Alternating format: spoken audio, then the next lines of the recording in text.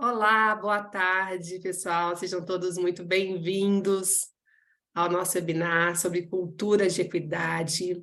A gente está muito feliz de estar recebendo vocês aqui. Eu sou Fernanda Schroeder, eu sou uma das responsáveis pela área de Learning Development da LHH, e é um prazer, em nome da LHH e de todo o nosso time, a gente está recebendo vocês aqui hoje. A gente sabe, né, que o pilar racial ele tem sido foco, né, de desenvolvimento de muitas empresas e de culturas, né, genuinamente inclusiva. Mas o que a gente precisa saber e o que a gente precisa, antes da gente empreender essas ações sobre esses temas de maneira geral, né? Então, que cuidados que a gente tem que ter, quais são as ações individuais, quais são as ações organizacionais que a gente precisa de ter para a gente fomentar a equidade racial. Então, quais são essas ações de maior impacto das organizações, é o que a gente vai estar discutindo hoje aqui. E para a gente fazer esse bate-papo, eu vou chamar a Adriana, que vai se apresentar também, para a gente seguir a nossa conversa. Obrigada, Fernanda. Boa tarde a todos mais uma vez, sejam muito bem-vindos. Eu sou Adriana Morini, gerente de Learning Development aqui da LHH Rio de Janeiro, e tenho o prazer de ter hoje conosco a Andréia Mazarém. A Andréia é embaixadora de diversidade, equidade e inclusão, palestrante, coach sênior de executivos, carreira e times, mentora nos programas Colaborativa Nós por Elas, do IGV, e Aceleração de Carreira. É graduada em psicologia pela PUC do Rio Grande do Sul, docente convidada da Universidade Fevale, coach e docente convidada da Fundação Dom Cabral, membro do Comitê de Ética e do Comitê de Responsabilidade Social da Federação Internacional de Coaching, a ICF, e consultora associada da LHH. Seu propósito é inspirar as pessoas para descortinarem o melhor de si. Muito obrigada, Andréia, por ter vindo e aceito o nosso convite. Seja muito bem-vinda. Vocês podem enviar as perguntas pelo chat ao longo do evento, que ao final ou ao longo do próprio webinar nós vamos respondê-las. Seja bem-vinda, Andréia. Obrigada, Adriana. Obrigada, Fernanda. Boa tarde. Estou muito feliz de estar aqui com vocês, né? Conversando sobre esse tema tão importante para as organizações. Gente que agradece, Andréia. Obrigada por ter aceitado esse convite, né? Bom, Andréia, a gente sabe, né? Você como mulher preta, a gente sabe, imagina muitas vezes, a gente não sente, né? A gente sabe os desafios que você enfrentou mesmo para construir uma carreira de êxito que você possui hoje, né? Então, a gente sabe que teve alguns diferenciais para você chegar até aqui, né? Muitas crenças que você teve, né, que está superando, muitos foram esses desafios. Então, para a gente falar de cultura de equidade, eu acho que a primeira coisa que a gente precisa fazer é começar com a sua história. Começar você falando como é que você chega até aqui, né? Então, eu acho que seria legal. A gente até trouxe uns slides para a gente estar compartilhando um pouquinho dessa sua história, né, Andréia? Mas queria que você falasse um pouquinho para quem está aqui nos assistindo hoje. Isso, Fernanda. Não tem como eu falar de equidade racial, falar sobre diversidade, né, de raça, sem colocar um pouquinho, né, falar só um pouquinho da minha história, né, como eu cheguei até aqui, Fernanda. Então, compartilha para nós, por favor. Então, aqui, né, eu coloco, né? Negra única ou única negra. Como eu me incluí? Como eu cheguei até aqui? Como é que foi a minha inclusão? Eu nasci em 1963, né? A minha mãe lavava roupa para fora, né? Ela lavadeira. Então tá aí, né? Fernanda aí compartilhando. Pode passar, Fernanda, ali outro slide, né? Minha mãe lavava roupa para fora, meu pai estivador. Então, assim, nas minhas memórias, né, de criança, o que eu via era muita roupa no arame, a gente nem chamava de varal naquela época, né? Em 60, nos anos 60, no arame, com roupas que não eram nossas, né? Então, vocês estão vendo aí a fotinho, eu ali no meio, uma irmã mais nova, 1 ano mais nova do que eu, e a minha irmã mais velha, 3 anos mais velha do que eu, né? Então, a mãe lavando roupa para fora e o pai estivador. Meu pai trabalhava na estiva, no Cais do Porto, em Porto Alegre, né? Então, eu morava em Porto Alegre, num bairro Chácara das Pedras, que hoje, né, para quem conhece um pouquinho Porto Alegre, próximo a Iguatemi, mas antes não tinha, né? Shopping, nada, era só mato. A gente brincava ali no espaço onde hoje é o grande shopping Iguatemi, né, de Porto Alegre. Então, assim, eu fui criada na casa da minha avó materna, mas uma casa, né, gente, uma casa muito velha, uma casa tão velha, que quando chovia, chovia dentro de casa. Né? Fazia tanto barulho, a gente tinha que colocar as panelas para poder dar conta das goteiras, de tanta goteira. Aquelas goteiras ficavam assim, ó, o barulho, né, da água batendo nas panelas, né, a água das goteiras, e era um tec, tec, tec, tec, tec, tec, tec, tec, tec, ensurdecedor. Eu e as minhas irmãs, a gente se abraçava e orava para que parasse aquela chuva. Pensem assim, né, aquela água escorrendo pelas paredes, né, de tanta chuva. Uma casa muito velha. E o meu pai, ele era uma pessoa que hoje a gente pode dizer, né? Hoje nós temos assim, um mal do século, é um problema de agenda, né? A gente tem uma dificuldade de agenda. E o meu pai também tinha uma agenda muito concorrida, porque quando ele não estava trabalhando, gente, o meu pai, ele tinha muitas famílias, o meu pai tinha muitas mulheres. Então, assim, normalmente ele nunca estava em casa. Tinha uma ausência, eu tinha uma lacuna da presença do meu pai, naquela época de infância. Depois ele resgatou, né, quando eu fiquei adulta, com os netos, né, a presença dele. Mas era a ausência do meu pai, então, assim, praticamente nós fomos criadas pelas mulheres. E a casa era que nem um cortiço, né? Tinha uma tia que morava embaixo com o filho, com o marido, tinha outra tia que morava com o marido, muitas pessoas. Então, assim, o que eu pude aprender, acho que uma das competências que eu, né, e os negros aprendem, é a colaboração, né? Era um cortiço, eram muitas famílias, mas muito colaborativas, umas ajudando as outras, né, em relação à falta de comida, falta de roupa e até de cuidados, né, para que as mulheres fossem trabalhar, né? E esse é o meu contexto familiar. E, pode passar, Fernanda, a minha vida ela foi marcada por muitas crenças, né? Que me acompanharam ao longo da vida. E a primeira crença que eu posso colocar para vocês é essa crença, negra arrumada é negra respeitada.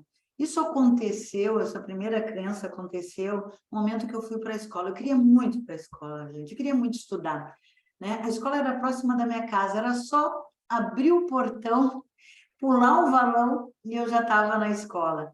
E aquela, né, aquela euforia para estudar, mas quando eu cheguei na escola, eu me dei conta que tinha alguma coisa de errada comigo. Por quê? Porque os meninos, eles me pressionavam numa tela da escola, não tinha muro, era uma tela da escola, um bando de meninos, eles me cercavam e gritavam alto em coro, macacachita, olha o cabelo dela, olha a negra do cabelo duro. Eles iam no bebedouro, eles enchiam a boca de água e cuspiam aquela água toda em mim, no meu avental. Então, ali na escola, eu percebi o racismo com 6 anos de idade. Gente, aquilo me deixava com muita vergonha, com muito medo. eu não tinha mais motivação de ir para a escola, não tinha desejo de ir para a escola. Por causa daqueles meninos, eles sempre me perseguiam. Então, o que acontece nesse momento? Tinha uma professora, por isso que as lideranças são importantes, né? A professora Valéria. A professora Valéria, ela sempre tinha um olhar, né, em relação a mim. A minha mãe não era uma pessoa muito não era uma pessoa muito amorosa, mas a mãe dizia para a gente, ela tinha um cuidado com a nossa roupa, né? Ela dizia, você sempre tem que estar arrumadinhas, sempre tem que estar arrumado. E a minha mãe, então, o que ela fazia? Ela lavava a roupa para fora, o nosso avental era o mesmo avental, entrava ano e saía ano, era o mesmo avental. Mas ela lavava aquele avental, engomava o nosso avental, sempre branquinho. Ela lavava a mão, as fitas, todos os dias e passava ferro e colocava a fita no cabelo. Ela pegava o cabelo afro, gente, no cabelo afro, ela fazia umas tranças, ela puxava tanto o nosso cabelo, e quando tinha um evento, ela passava em nós o famoso ferro quente, que hoje é chapinha, mas era um ferro quente, que era um pente quente, que ela colocava no fogão para esquentar na boca do fogão, o pente quente, colocava uma vaselina líquida, né, no cabelo, que é um óleo, né, e a vaselina, gente, assim, ó, com aquele ferro quente, desmanchava aquela vaselina e chegava a queimar o couro cabeludo. Mas tinha que estar bem alisadinho, bem penteadinho. A gente ia assim com a cabeça latejando de queimada, mas tinha que estar super bem penteadinha, né? E outra coisa que a mãe fazia, não tinha perfume, né? Nós não tínhamos dinheiro para comprar perfume. E a mãe, para quem conhecia leite de rosas, ela colocava leite de rosas atrás das nossas orelhas. E a professora Valéria via aquilo e me elogiava muito. E um dia a professora Valéria diz, Andréa, vem cá. E eu sempre assim, eu tinha os olhos até arregalados, ficava sempre assustada, né, na escola. Vem aqui à frente, né, da sala de aula. E ela pediu, né, e eu fui. E ela diz, agora vocês, para os meus colegas, levantem e vocês vão aplaudir a Andréa, porque a Andréa está sempre arrumada, limpa, com o cabelo penteado. Gente, e eles levantam e, naquele momento, começam a me aplaudir. Ali foi a primeira estratégia na minha mente infantil para lidar com racismo estrutural. Olha só, gente, 6 anos de idade. Na minha mente, opa, se eu me arrumar, eu vou conseguir, então, entrar em algumas bolhas que não são pertencidas a mim. Se eu me arrumar, eu sou reconhecida, né? Eu sou vista, eu sou aceita. E a partir dali ficou essa crença para mim, negra arrumada é negra respeitada. E aí a gente vai para a crença 2, por favor, Fernanda, né? A crença 2. A crença 2 é eu tenho valor. Aí eu já estava lá pelos 12 anos de idade. O professor de educação física escolheu algumas meninas para desfilarem no desfile da mocidade, que era um desfile muito famoso, né? Naquela época. E a gente já está ali, mais iniciozinho dos anos 70, né? Desfile muito famoso. E o que acontecia, né? Ele escolheu algumas meninas para o desfile que iam desfilar com as bandeiras dos estados do Brasil. E, gente, eu, né, fui sempre tímida, magrinha, eu desenvolvi a extroversão depois, muito tímida, né? E aquela época, 12 anos, as meninas top 10, com corpão, e eu ali magrinha, né? E elas colocando, quem quer desfilar, né? E eu ali, né? Bem tímida. E o professor escolheu Marliane, Kátia, Márcia, e daqui a pouco ele, Andréa. Eu, opa, né? O peito cresceu, né? Eu fui vista pelo professor. Só que para desfilar, a gente tinha que ter uma saia branca, uma sainha branca plissada, eu não tinha, pedi para uma amiga minha, tinha que ter uma colã, né? Cor-de-rosa. Minha mãe trabalhou 2 semanas para ter dinheiro, para para dar conta e comprar aquela colã cor-de-rosa. Eu lavei meus tênis, né? Alparagatas branco, né? Lavei os tênis. Tinha que ter Maria Chiquinha, não tinha cabelo para ter Maria Chiquinhas. A mãe pegou um pedaço de uma peruca, que hoje é mega, né? Uns pedaços de mega, e fez umas Marias Chiquinhas, e lá fui eu. E, naquela época, todas as meninas queriam qual bandeira?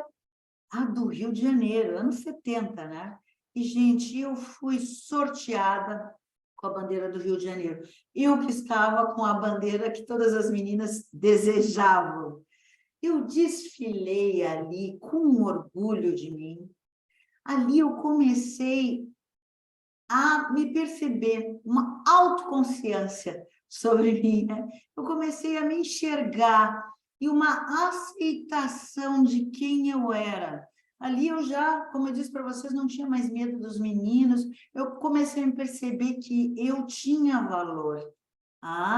E aí eu vou para a minha terceira crença aqui, são várias, mas eu vou colocar só 4, tá? Já estou no finalzinho. Essa crença aqui, eu já estou lá pelos meus 16 anos, eu comecei a trabalhar muito cedo mesmo, ajudando a minha mãe nas faxinas. Quando ela não lavava roupa, ela trabalhava de faxineira, eu ajudava a minha mãe nas faxinas, fiz estágio muito cedo, comecei a fazer estágio muito cedo, mas trabalhar de carteira assinada aos 16 anos, gente. Quando eu peguei meu primeiro salário, eu queria muito um rádio AM/FM. Nossa, um rádio AM/FM era como se fosse um iPhone 14, 15, eu não sei, de hoje. Queria muito ter um rádio, né? FM. Gente, peguei meu primeiro salário e agora eu vou comprar o desejado rádio. E o que eu escutei da minha mãe? E nada. Esse dinheiro é para comprar comida? Como assim rádio? Gente, lá foi o sonho do rádio. Mas o que eu fiz? Eu dei a maior parte do dinheiro do salário para minha mãe comprar comida. Eu fiquei com um pouquinho de dinheiro. Eu fui numa loja, eu dei uma entrada e fiz um carnê, que vocês, eu acho que a maioria que é jovem nem sabe o que é isso. É uma prestação, carnê de 12 prestações com rádio. E voltei com aquele rádio para casa. Gente, não tinha nem espaço para colocar o rádio. A gente colocou, eu e minha irmã menor, nós colocamos o rádio no chão. E nós só mudávamos de estação, né? Black music, músicas, né? De uma rádio FM, não só AM. E ali foi essa crença, eu posso tudo o que eu quiser. Eu posso tudo o que eu quiser. Tem uma frase do livro da Autoconfiança, da Cat Kay. Autoconfiança é um livro muito poderoso para as mulheres, né? E ali ela coloca que a confiança, a autoconfiança, é a pureza de uma mente produzida, né? Assim, ó, a pureza de uma mente produzida por uma mente livre de dúvidas. A pureza, gente, chega a ser puro, chega a ser inocente da ação de uma mente livre de dúvidas. Eu não tenho dúvidas daquilo que eu me determino. O mundo me disse não, mas eu disse sim. Eu nasci com 3 marcadores: mulher, preta e pobre. 3 marcadores. O mundo me disse várias vezes não, mas eu foco no meu objetivo e o não para mim vira um sim. E assim eu vou. Muito autoconhecimento. E aí eu vou para a minha 4ª e última crença. A 4ª e última crença aqui é: preciso estudar para ser alguém na vida. Essa crença, ela é uma crença, essa frase, né? Essa crença, né? Eu internalizei isso através da minha mãe. Minha mãe morreu agora em dezembro do ano passado, né? E a minha mãe, nossa, nos ajudou muito a lidar, né, com a sociedade como mulheres negras. E a minha mãe dizia: vocês têm que estudar para ser alguém na vida. Vocês têm que ser 20, o negro tem que ser 20, não pode ser 10, tem que ser 20. Então, a minha mãe entrou como faxineira para a PUC do Rio Grande do Sul, e lá ela chegou um dia em casa e disse, agora vocês podem estudar, fazer faculdade, porque filho de funcionário paga só 50% da mensalidade. Gente, 50% era muito caro, era muito caro. Entrava semestre, quando entrava semestre, a minha mãe ia lá negociar com o irmão, porque a gente se negociar uma dívida interminável, que eu sempre estava endividada, eu e minhas irmãs, com a PUC. Mas eu entrei na PUC, eu fiz psicologia na PUC, eu nunca tive livro para estudar, sempre usando a biblioteca, sempre estudando com livros das minhas colegas 2 dias antes da prova, com muito esforço, né? Eu já era mãe nessa época, e com muito esforço eu consegui me formar, mas eu disse que eu ia me formar como empregada, era essa a minha meta, eu fazia os estágios focado em ter um emprego, eu precisava muito. 1 ano antes de me formar, eu me divorciei do pai da minha filha, então eu precisava muito de dinheiro, tá? E aí foi que aconteceu, o dia da formatura foi o dia mais feliz da minha vida, eu me formei com 2 empregos, 2 RHs. Eu trabalhava em um RH de uma empresa e outro, né, RH à tarde, em 2 empresas. A Rafaela está com a mão levantada ali, 2 empresas. E o que aconteceu? Não sei se a Rafaela quer falar alguma coisa, né? Mas, enfim. O que aconteceu ali, gente? O que para mim, né, o estudar sempre representou? Eu me qualifiquei muito, muito mesmo. A partir da minha formatura, eu comecei a fazer várias formações, todos esses certificados são meus, formações e certificações internacionais, eu não tinha dinheiro, mas eu investia na minha formação, fortemente na minha formação, né? Mas ali, o que era curioso, porque eu fui trabalhar no RH de uma empresa, e mesmo assim chegavam pessoas me perguntando, quero falar com a psicóloga. Sou eu a psicóloga. E as pessoas se surpreendiam, ficavam surpresas por eu ser a psicóloga. Uma negra psicóloga, né? Então, é isso. Depois a gente vai falar até sobre isso, né? Também, assim, o que fica na nossa mente? Negra psicóloga parece que não tem, né, uma coerência em relação a isso. Tá? E o que acontece depois disso? Tem uma ruptura onde eu rompo e largo as crenças, né? E aí eu me conecto com o meu propósito, que é inspirar as pessoas para revelarem o melhor de si. Eu saio de mim, tem um momento, gente, que eu saio de mim e começo a ter um olhar para o outro, né? Não tem mais nada a ver comigo. É uma evolução. Eu posso dizer, muita terapia eu fiz, né? Muito autoconhecimento, muita terapia, a espiritualidade me ajudou muito, e eu passo a ter um olhar para desenvolver as pessoas. Por isso, né, que todos esses papéis ali que a Adriana colocou, como mentora, como coach sênior hoje de executivos, como docente, né, como aqui, né, uma consultora associada, para ajudar as pessoas realmente a mostrar o melhor de si mesmas. E é isso. Eu conto uma breve história, né, assim, né, sobre como eu cheguei até aqui e como eu me incluí. E muitas pessoas não conseguem chegar, né? É isso. Andréia, minha querida, muito obrigada por ter trazido a sua história. Eu acredito que ela deve ter ecoado, a gente está vendo um monte de coraçãozinho subir, essa história deve ter ecoado de maneiras muito diversas para cada um que nos escutou, que escutou você, né?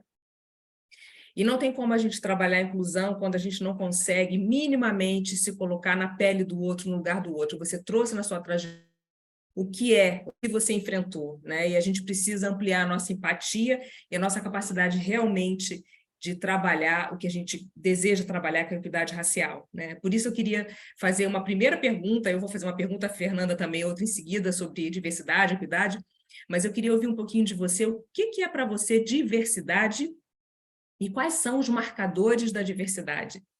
Opa, ótima pergunta, Adriana. Porque para mim, na minha percepção, então, assim, a diversidade, ela surge a partir das diferenças entre as pessoas. E quais são os critérios, né? Como que a gente pode saber quais são essas diferenças? Essas diferenças são chamadas de marcadores, né?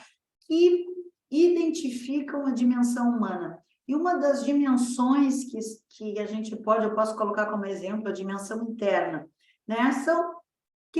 Quais são as dimensões internas? É a nossa idade, o nosso gênero, a nossa orientação sexual, a nossa raça.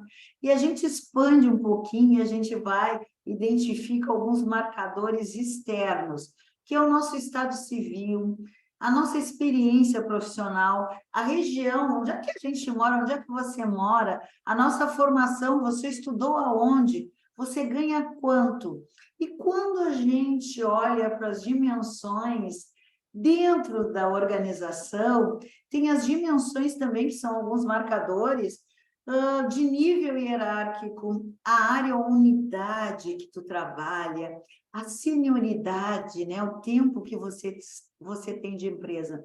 Todos esses são marcadores que nos diferenciam. E se nós formos olhar bem a fundo, todos nós somos diversos. A diversidade está em todos nós. A única, eu digo assim, né, a única característica que nos define como iguais é que todos nós somos seres humanos. E a partir disso, né, diversidade, a gente começa também, então, a olhar para a diversidade quando um grupo minoritário não pertence a um lugar que deveria ser simplesmente pertencer. Ele não pertence a esse lugar, ele não ocupa esse espaço, simplesmente por ser quem ele é, né? E aí a gente vai para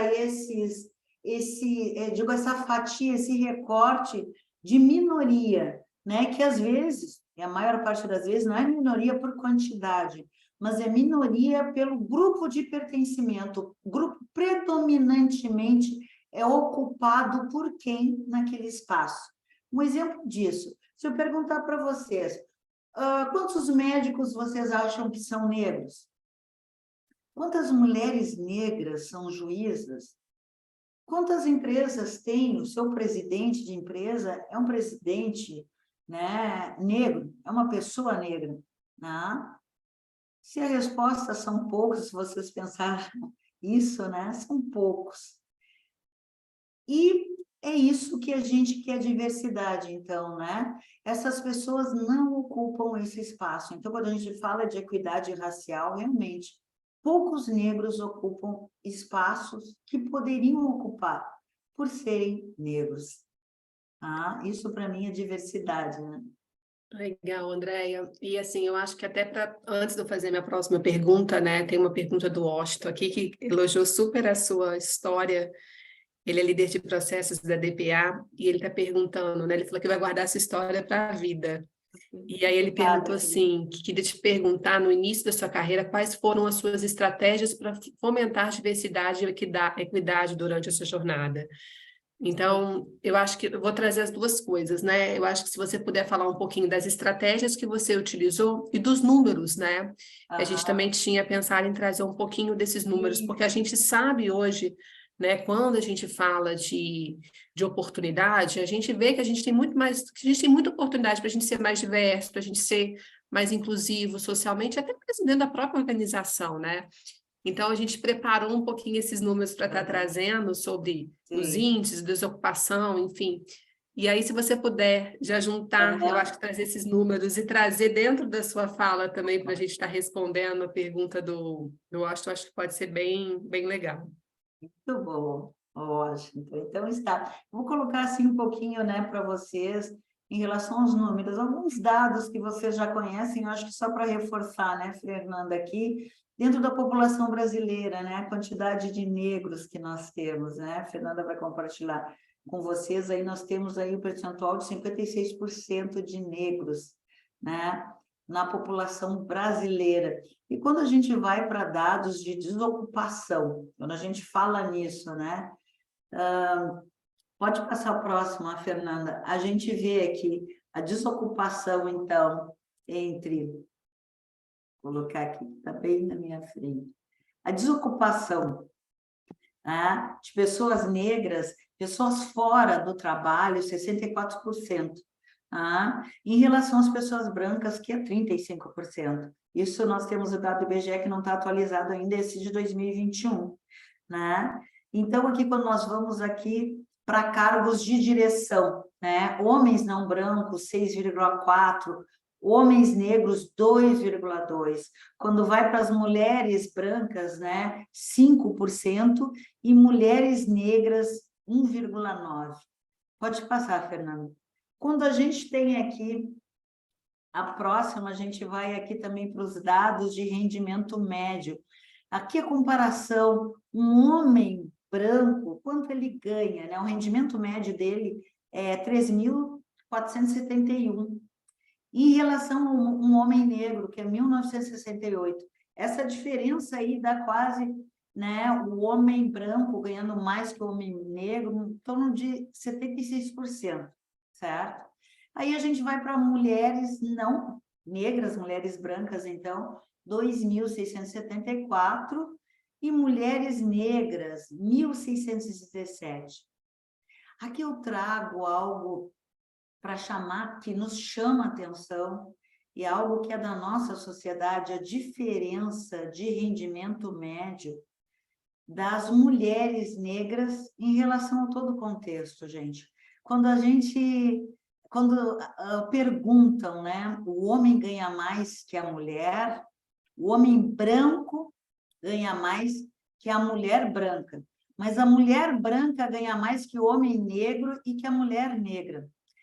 Aqui a gente pode ver que o negro, né, ele ganha menos até que as pessoas brancas, as pessoas negras ganham menos que as pessoas brancas, e a mulher negra fica em último lugar. Por isso que a gente vê muitas ações das empresas em relação à equidade racial, fomentando ações que promovam a entrada e até pode ser promoção de lideranças negras, porque a mulher está em último lugar. A Djamila Ribeiro, que é uma referência para nós, né, aqui como, né, uma referência que fala hoje de equidade racial, né, ela é uma professora, é uma escritora, e ela diz, então, que a mulher negra, ela está, por exemplo, o homem, o negro, e o homem negro, ele é o outro em relação ao branco. E a mulher negra, ela é o outro do outro. Tá? Então, do outro para o lugar que a mulher negra está. Quando a gente fala de equidade racial, a gente fala também de uma fatia da diversidade social. Tá? Porque, né, a diversidade, gente, ela é social, porque essa diversidade, a diversidade racial, ela está na pobreza. Então, muitas mulheres negras hoje estão à frente de sustentar suas famílias, né? E a gente vê que é o maior número de mulheres aí negras desempregadas, né, desocupadas, e rendimento mais baixo, né? É uma realidade difícil. E agora, né, que respondendo a pergunta, né? Eu, dentro de RH, o que eu fazia, né? Quais são as ações aí para promover a equidade racial? Eu tinha muito esse olhar para o negro, a quantidade de negro que nós tínhamos. Mas a empresa, né? Uma das empresas, primeiras empresas que eu trabalhei, eram duas empresas de transporte coletivo. Gente, o transporte coletivo, posso dizer para vocês que tinham 600 funcionários. 600 funcionários, mas qual era a categoria do transporte coletivo? Cobradores e motoristas. Cobradores e motoristas estão aonde? Né? Socialmente, na pobreza. Então, tinham muitos negros, muitos negros. Nós tínhamos mais de 50% de negros. Na administração também, né? Porque também poderia não ter, né, na parte administrativa. Na parte administrativa tinha menos que a operacional, é uma realidade, né? Menos que a operacional. Liderança, ninguém. Liderança, não. Liderança era muito difícil naquele tempo. Muito difícil. Para mim, para ter um espaço dentro da empresa, para eu conseguir, aí eu falo, né? Eu, no processo de psicóloga organizacional, para eu chegar a gerente, gente, nossa, eu gostei muito de ocupar esse espaço. Eu já fazia papel de gerente, mas para ter esse cargo no crachá e na carteira do trabalho, foi um processo, né? Um processo de realmente mostrar que eu tinha competência, mas eu já tinha, até antes de ter esse papel, mas para ser formalizado foi um processo, foi um caminho, né? E isso não é diferente hoje em muitas organizações. Ah, não sei se eu respondi a pergunta.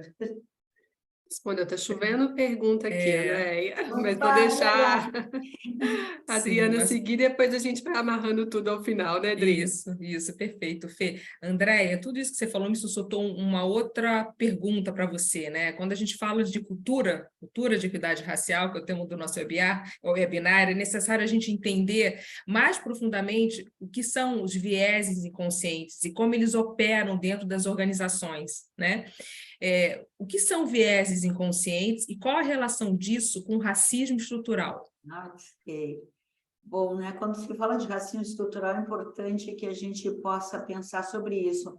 Que assim, né? O racismo estrutural são práticas que discriminatórias, institucionais, também históricas e culturais dentro da nossa sociedade, que vai privilegiar algumas raças em detrimento de outras, né? E como é que foi ao longo do tempo, ao longo dos anos, começou, então, a construção desta, deixa eu ver, estrutura, né, de racismo.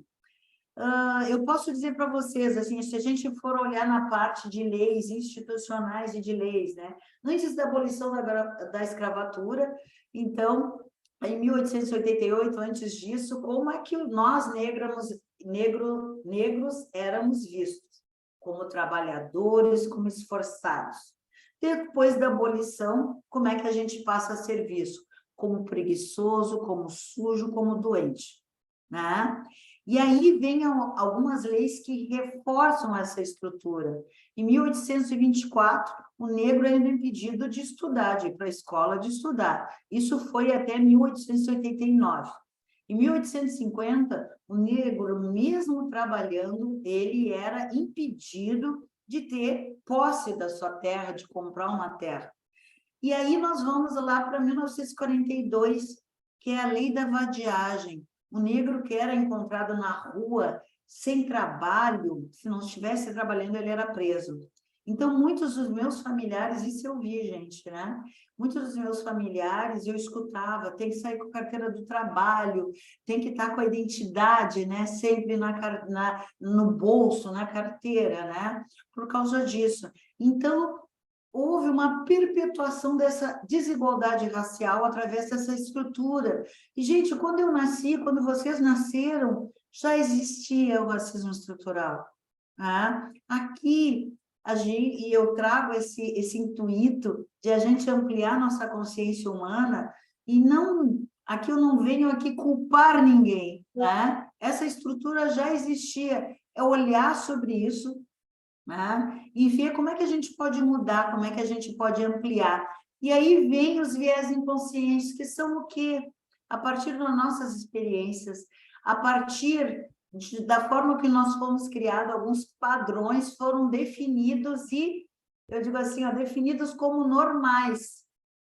Das nossas relações de família, de escola, de religião, né? Que vai moldar a nossa forma de mundo. E quando a gente olha para esse mundo que fica mais seguro dentro dessa normalidade nossa, pelas nossas experiências. E o que é desconhecido para nós é desconfortável e nos causa muito medo e insegurança. Os viés inconscientes, eles vêm sem a nossa consciência. Como a gente avalia algo favoravelmente ou desfavoravelmente? E, normalmente, nossos vieses são associativos, a gente vai associar com aquilo que é conhecido. Por exemplo, Se a gente disser agora que na nossa sala vai entrar um profissional da aviação, o profissional da aviação, esse profissional, ele foi a pessoa que teve destaque na aviação. E aqui a LHH vai dar um bônus, né? Para quem os primeiros inscritos no nosso webinar, né? Vão participar de um sorteio que esse profissional da aviação vai levar vocês e a família de vocês agora nas férias para qualquer lugar do mundo. Então, ele vai entrar na nossa sala agora. Quem entraria? Quem seria essa pessoa? Quais são as características dessa pessoa? Tá? Então, se vocês pensaram, nossa, André, vai entrar uma pessoa, né? Mais velha, mais de 40, com uma senioridade, grisalho. Que cor tem? Branca, alto, né? Alto. Tá com o olho azul e homem. Na sala entra, né? Uma mulher muito jovem, preta, né? E jovem, tá? E até eu falo preta, né, gente? É raça negra. A raça negra é constituído de pessoas com cor preta, que nem a minha, e parda, né? Com um tom de pele mais claro, tá? E aí a gente vai pensar, isso é um viés inconsciente. Viés inconsciente, né? Quando a gente vê uma barbeiragem no trânsito, só pode ser mulher, né? Eu adoro, eu posso confessar para vocês, adoro quando eu vejo uma barbeiragem e vejo que é um homem, né? Então, é isso. E hoje, como é que isso impacta, né? A Adriana estava perguntando, como é que isso impacta dentro das organizações? No recrutamento, na seleção, na promoção, no desenvolvimento das pessoas. Né? Quando a gente vai recrutar os viés inconscientes para associativo, os viés inconscientes que nós, hoje fala na homofilia, é escolher os iguais, a gente tem a tendência de escolher os iguais. A gente tem, por afinidade, escolher pessoas que praticam o mesmo esporte que a gente, que fez faculdade na mesma universidade que nós fizemos, né? Puxa, a gente tem viés inconsciente, mora naquele bairro X, que é um bairro pejorativo, violento. Como é que é isso? Os viés inconscientes nossos, eles limitam muito para que o diverso entre. E como a diversidade, principalmente a diversidade racial, né? Ela está na pobreza, gente, né? Os viés inconscientes, poxa, tem que estudar na universidade tal, tem que ter inglês fluente. Normalmente o negro não vai ter inglês fluente. Negro jovem, sim, mas mesmo assim a gente tem atendido em empresas, né, de tecnologia e dizem, a gente tem dificuldade em negros porque a gente precisa do inglês, o negro não tem inglês, certo? Andréia. Então limita bastante. Oi. E aí, só para completar, aí a Flávia, ela perguntou exatamente isso. Ela perguntou assim, então, como que a gente pode livrar desses vieses inconscientes para a gente ser mais inclusivo nesse mundo corporativo? Então, só que aí a gente já pega isso e como livra o do vieses inconscientes, que a gente amarra essa pergunta também. Isso, o que a gente pode fazer? Primeiro, ter consciência. Todos nós temos viés inconsciente, todos, eu e vocês. Nós temos viés inconsciente. Depois, o quê? Ter um time de recrutamento mais diverso. Quando tu tem um time diverso, várias pessoas selecionando, recrutando e selecionando, né, tem uma maior probabilidade de a gente de a gente mitigar o viés inconsciente, certo? Uma outra coisa, tem empresas que já fazem isso, elas passam para o gestor que é o dono da vaga, a gente diz, né, a área que está selecionando essa pessoa que vai entrar na empresa, sem nome, sem idade, sem foto e sem bairro. Muitas empresas estão fazendo isso. Seleção às cegas, né? Isso, seleção às cegas também funciona muito bem. Mas, quando a gente olha aí para os vieses inconscientes e as pessoas diversas, né? Quem são as pessoas envolvidas para selecionar as pessoas que estão entrando dentro da empresa? Quem são as pessoas envolvidas para pensar e construir o teu produto? Quem são as pessoas envolvidas para realmente pensar nas melhorias contínuas, pensar em novas ideias, A gente sempre escolhe as mesmas pessoas. Se nós escolhermos as mesmas pessoas, nós vamos ter ideias muito parecidas. Não tem diversidade de ideias, isso vai impactar numa construção de uma cultura de inovação. Ok? Legal. Ô, Andréia, eu já te ouvi falar algumas vezes, eu sempre fico muito admirada, né, com todas as... A gente tá com muita pergunta aqui, vamos ver se a gente vai conseguir, a gente vai organizar, né, Dri, para a gente conseguir responder todas. Mas, assim, quando a gente, né, eu já te ouvi falando algumas vezes, assim, você acredita hoje, né, que a diversidade, ela não funciona sem a inclusão? Vamos pensar assim, né? Me fala um pouquinho sobre essa afirmativa, né? E quais esses conceitos, né, que estão relacionados em relação à diversidade e inclusão? Porque todo mundo fala assim, a diversidade e inclusão, mas como que é essa relação? Eu acho que é legal você trazer isso também, até porque tem um pouquinho desses vieses, de como que a empresa funciona, enfim. Fala um pouquinho para a gente também. Fernanda, tu pode colocar ali para mim que eu tenho ali 4 formas, né, que eu Coloca. apresento ali de lidar, né, com a diversidade. São quatro formas, né, que a gente pode. Eu gosto, né, de colocar assim com imagens que fica mais fácil de a gente poder assimilar, né? A Fernanda vai colocando ali, mas uma primeira forma que a gente vê é a exclusão, onde a diversidade ela nem é considerada ou permitida. Então, assim, grupos diversos, eles não têm acesso a esse grupo que a gente chama de grupo hegemônico, né? Que é um grupo predominante. Ele não tem acesso, tá? E ele nem é considerado, fica fora. Depois a gente vai para a segregação. Segregação a gente viu há anos atrás, né? Então, o grupo predominante, ele já refere à existência de grupos diversos, né? Já reconhece, porém, não existe o convívio. O diverso fica em lugar separado, né? Desse grupo predominante. Então, o diverso, ele fica ali só se relacionando com pessoas iguais da mesma bolha. Depois nós vamos para a integração. A integração é o que mais aparece dentro das organizações hoje, gente. A integração, então, o diverso, ele entra, mas ele não consegue se misturar. O diverso, ele se relaciona na bolha do diverso. Os diversos com os diversos, os negros com os negros. Tá? Aí sim a gente vai para a inclusão, que é o desejado. Então, é a mistura, é essa convivência respeitosa, com muito respeito, onde as empresas, ela tem uma preocupação, né, por parte da empresa aí, de recepcionar, de inserir essas pessoas recém-chegadas e também as empresas, as pessoas, os diversos que estão dentro da organização. Então, eles se relacionam uns com os outros, dando valor para suas competências, principalmente reconhecendo que nós todos somos diversos, com muito respeito, né? E muita colaboração.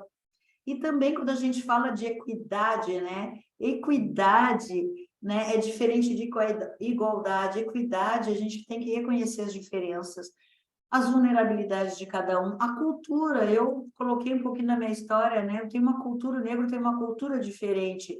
E poder, então, oferecer ferramentas, recursos diferentes para as pessoas, porque nós somos diferentes. E essa foi até uma pergunta, né, que a gente teve aqui em cima, perguntando qual a diferença, no seu ponto de vista, de equidade, deixa eu voltar aqui, de equidade e de igualdade. Isso, é isso que eu coloquei, né? Isso. Igualdade, nós vamos oferecer os mesmos recursos para todos, né? Considerando que nós todos somos iguais. Equidade, não, né? O negro tem uma necessidade diferente, o líder, é importante esse olhar da liderança, né? Para dar ferramentas e recursos conforme as diferenças, conforme a necessidade, né? Ter essa preocupação que você precisa, poder entender a história. Eu acho que assim é isso, né? Recursos também, poder entender a história de cada um, né? De onde ele vem, quais são os valores, né? Eu coloquei aí quantas competências o negro tem. O negro é extremamente estrategista, o negro é resiliente, né? O negro tem cooperação, considerar as potências, né, que cada pessoa tem, também é equidade, tá? Nos tratar de forma diferente, conforme a nossa diversidade, pluralidade. Obrigada, Andréia. Como nós, indivíduos e organizações, podemos promover ações afirmativas e antirracistas? Ok. Quando a gente fala assim, né, uma das primeiras coisas, a gente falou que cultura de equidade é a organização olhar para a sua cultura. E a sua cultura é bom, precisa manter. O que precisa ser desapegado? Você pergunta, desapegado para ter uma cultura diversa, né? Uma cultura inclusiva. O que a empresa precisa criar e até manter para ter essa cultura, né, de diversidade social e também inclusiva dentro das empresas, né? É preciso, então, desenvolver muitas lideranças, muito conhecimento, porque hoje ainda, né, essa pauta, né, de diversidade ainda é nova, levar isso, trazer conhecimento, né, informações para as lideranças e para toda a empresa, né? Mas precisa ter informação. A gente desconhece, né? Tem um desconhecimento muito grande em relação ao diverso, em relação a quem é diferente. Né? Então, se apropriar desse conhecimento, né? Estudar muito esse tema, colocar como prioridade da sua agenda, reconhecer que nós temos vieses inconscientes e poder lidar com esses vieses inconscientes, né? É preciso, eu acho que aqui, né, assumir que existe, o racismo existe, né? Porque a gente não se considera racista, mas o racismo existe. Nós temos, então, aí, né, um racismo estrutural. Então, assumir isso e uma prática antirracista é a tua... Eu posso dizer assim, eu gosto de colocar e reforçar isso, uma oposição ativa ao racismo, deliberadamente. Você fazer espontaneamente, você ter essa oposição, né? Então, multiplicar também práticas antirracistas, então, através do letramento racial, né? Não fomentar, não aceitar brincadeiras, né? Piadas em relação ao negro, descobrir o teu papel como pessoa branca dentro da sociedade, tá? E também o que ter coragem de mudar o status quo. Ter coragem, as empresas têm que ter coragem, né, de fazer essa transformação para uma cultura diversa e inclusiva, tá? E essa abertura para grupos diferentes, grupos diversos. Eu posso dizer, né, quais são os ganhos aí, né, que a gente pode ter com isso, gente? Quais são os ganhos?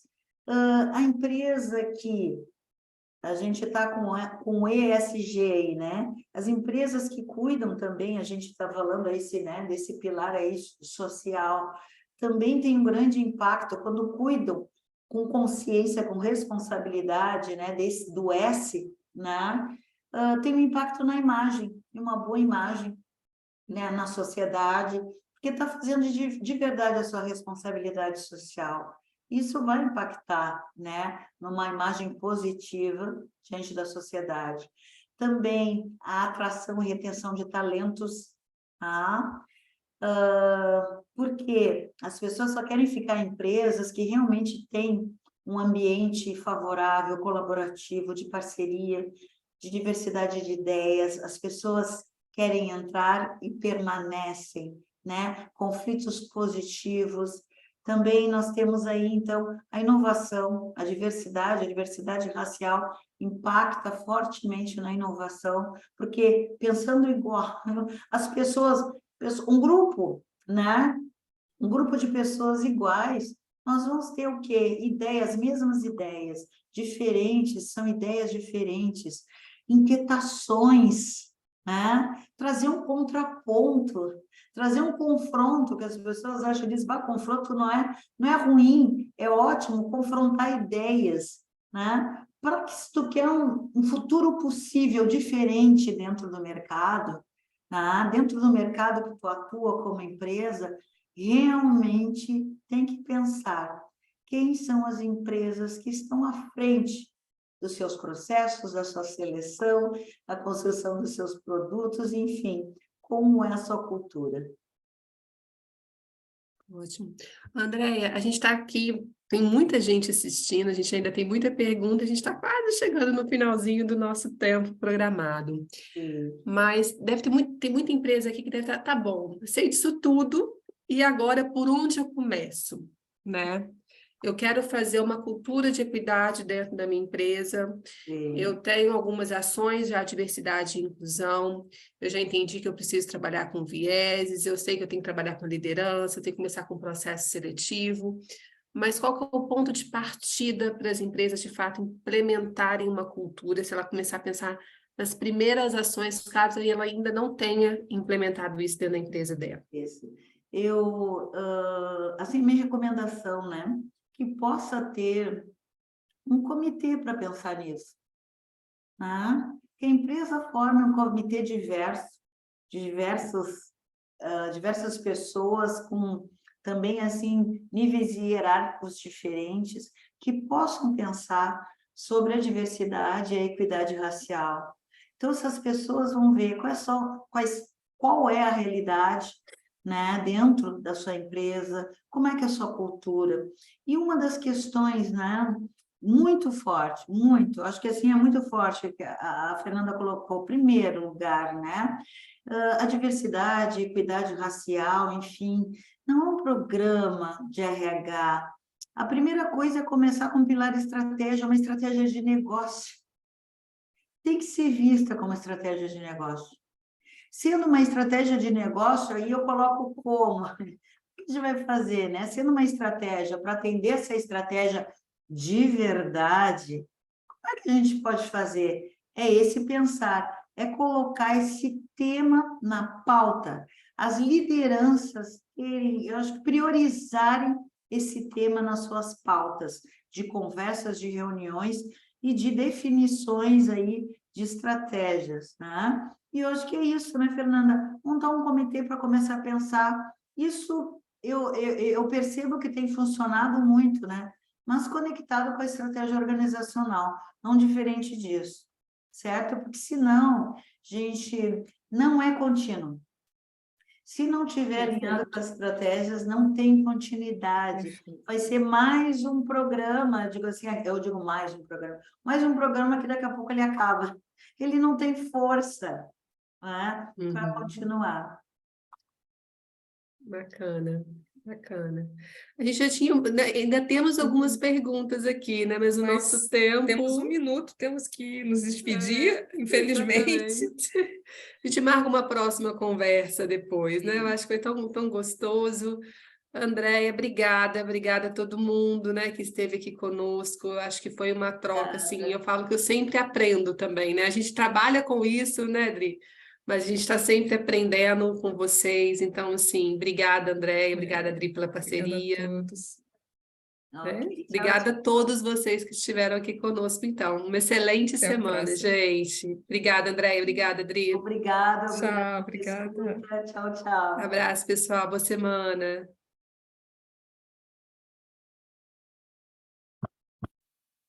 Sei.